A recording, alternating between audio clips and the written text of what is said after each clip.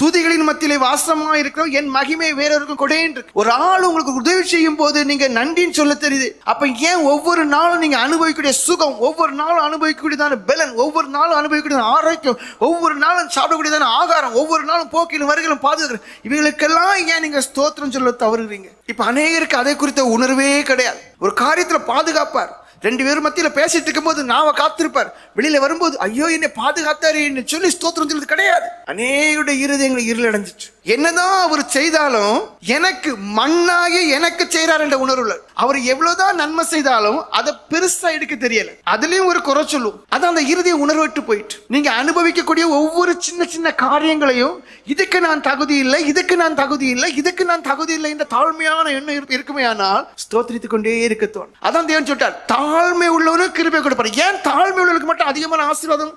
அந்த தாழ்மை உள்ளவன் மட்டும்தான் ஒவ்வொரு சின்ன சின்ன காரியத்துக்கும் நன்றி உணர்வுள்ளவனா இருப்பான்.